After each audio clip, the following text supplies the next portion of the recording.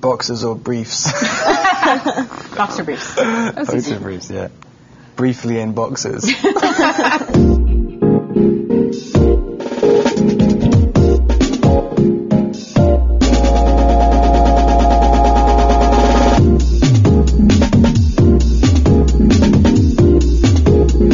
Welcome to Movie Phones Unscripted. I'm Robert Pattinson, this is Stephanie Meyer, and that one's Kristen Stewart.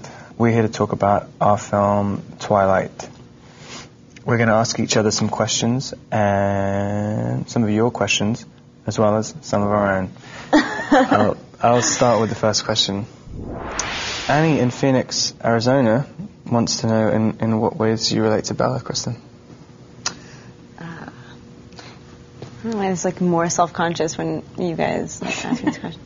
I think she's who you experience the story through. So you sort of put I think every girl projects their own personalities onto her. So it was weird playing the part because I didn't feel like it was a big departure. There was no distinct character I was playing. I was really just this girl in this like extravagant situation. Okay, what was the most difficult scene for you to film?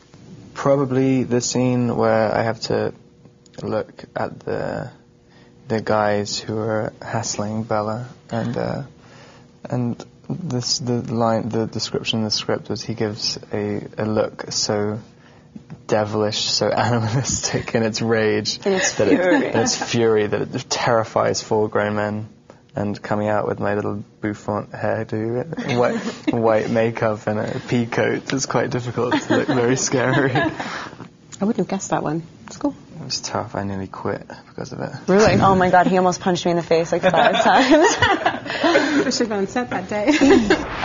Which scene were you most excited to see translated from book to screen?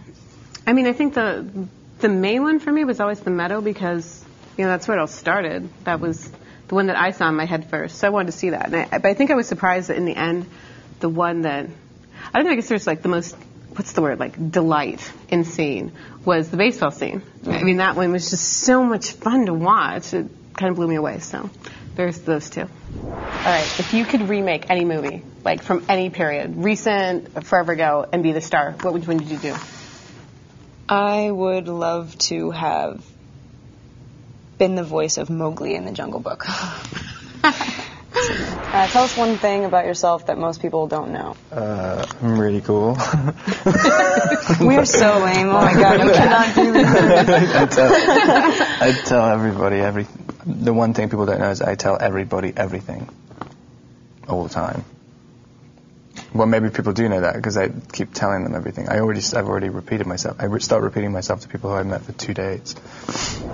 What has been your favorite experience since becoming an actor? I just gotta, I don't want to like entirely speak out of, I can't even talk about this yet because it's not I've just had like the greatest experience and I can't talk about it yet because it's not like a solid, who knows whether the businessmen are going to work out their business deals and get me on this movie, but I think I may play like one of the most iconic parts that I am acquainted with, that I love so much. It's like in one of my favorite books. I think I may have gotten that part, and that was like the first time. I've gotten a lot of parts in my life, but I'm never like, oh, I got a job, I just booked it. I'm always like, okay, they shouldn't have hired me. And on this one, I was literally like creeping up Laurel Canyon, getting back into the valley, and it just didn't fit. Like I was busting out of this little car. Like the energy, it did not like control. It was like the most elated moment of my life. I went to the meeting and he was just like, okay, we're going to do this together. And I was like, I just flipped. Probably that. Making that movie will be the coolest thing. Have you had any more dreams about Edward and Bella? If so, what happened? I had one.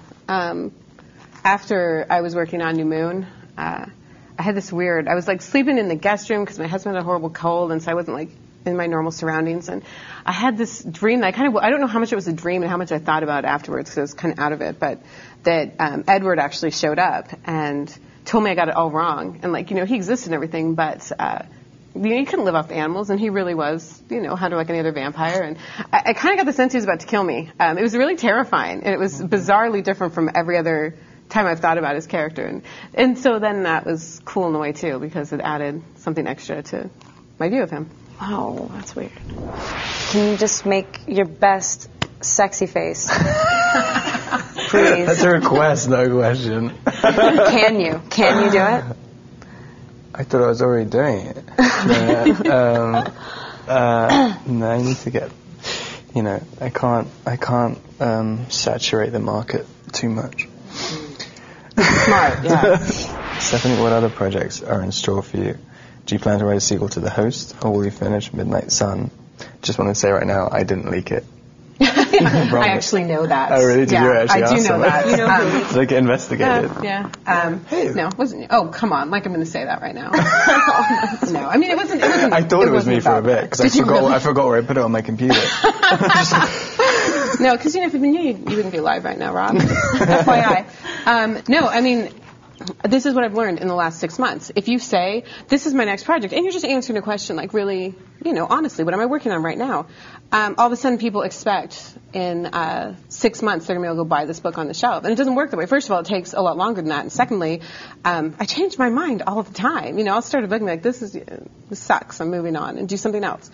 I've got a lot of other projects, and right now I want to do something new. I don't want to do a world I've already done. I want to do something fun and different. But I'm not going to say, because it's not going to be on the shelves in 6 months. It's going to take 2 or 3 years if I can get home and actually work on something. Because I have things to do, Rob. Anyway. Kristen, Sarah in Portugal wants you to describe Robert in 2 words. In Portuguese. Ooh. Why 2? Why not just 1? Or 3? It's funny because I know very well, better than anybody else, a version of Rob. I mean, because you have like a very complete experience making a movie. Like you go through something with somebody or whatever, and then that's like this separate little thing. I don't feel like I know him very well. Maybe. He's such a great actor. How about good actor? Good person. I think I've heard you say before that you feel like Bella's like a pretty separate thing from you. What are the differences? Bella and I think completely differently. And, when I went to write this, it wasn't something I thought about, because I was just doing it for fun. But I think it's really natural that I created a character that let me live a life I didn't know. Because why would I want to write something that I've already experienced? I brought a few things that I experienced and added them in later. But really, Bella's like 100% more mature than I was at that age. I was really sheltered, and she had to be the grown-up all the time. And I kind of admired that when I would see that in people around me. Like, that's got to be hard. What is that like? My life is really easy, and hers isn't. And then she gets to have this, like, fantasy love affair, and she's just normal. That also did not happen to me. I dated all, like, the Mike Newtons and the Eric Yorkies in my life, and I never did even see an Edwards. So that was all part of this fantasy that I got to live for 3 months, and that was really cool. What were your personal experiences that you put in the book later? There's one that I just thought would be funny because I was writing a book about vampires, and the fact that I did pass out in biology because other people were bleeding all around me. I thought it was kind of hilarious for a vampire book, so that actually happened. What was the funniest thing that happened during filming? When you tried to pick me up off the floor and couldn't. Made me feel like a gorilla. Rob pulled his groin that day. It was really problematic. And it's really quite funny. The outtake is really very funny. Thank you, Kristen. Thank you, Stephanie. Thank you, Rob. It's all right, no problem. Thank you to Movie Phone, and thank you for watching and sending in your questions. Please check out our movie Twilight. It's much more interesting than this interview.